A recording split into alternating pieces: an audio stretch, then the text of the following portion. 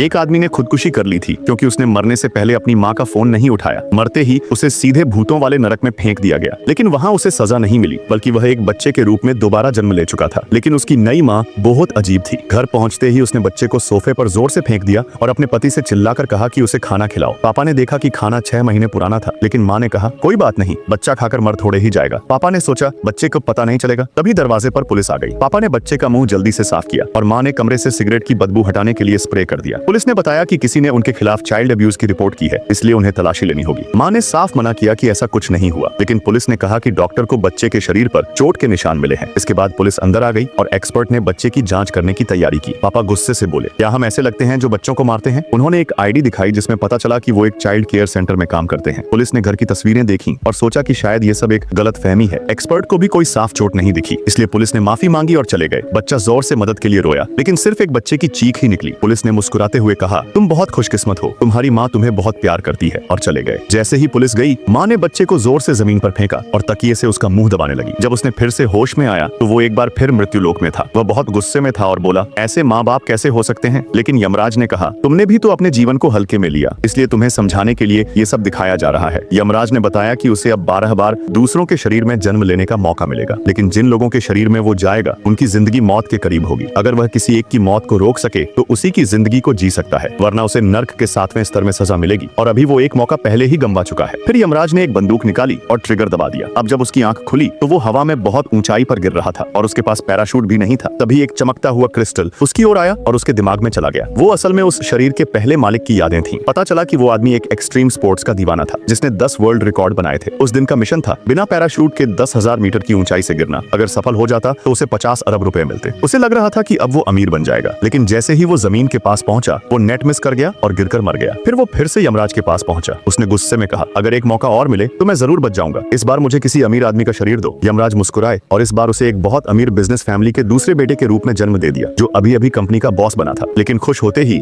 उसका प्लेन एक तूफान में फंस गया। वो जल्दी से सीट बेल्ट बांधकर लाइफ जैकेट पहनने लगा। एयर होस्टेस ने कहा, चिंता मत करो, ये सिर्फ हल्की हिलावट है। लेकिन उसे यकीन था कि कुछ जरूर होने वाला है। कुछ देर बाद सब ठीक लगने लगा। बाद में वह प्लेन के अंदर आराम करने गया। वहाँ ढेर सारी महंगी शराब और चीजें थीं। तभी एक इंजन फट गया और प्लेन तेजी से गिरने लगा। एक झटके में प्लेन में एक बड़ा छेद हो गया और एयर होस्टेस बाहर उड़ गई। अगली ही पल प्लेन में धमाका हुआ और वो भी जलकर राख बन गया। फिर से उसकी आंख खुली और वह वापस यमराज के पास था। यमराज ने उसकी हालत देखकर कहा, ठीक है, इस बार तुम्हें आसान चैलेंज देता हूँ, और फिर से ट्रिगर दबा दिया। अब वह एक हाई स्कूल स्टूडेंट के शरीर में था।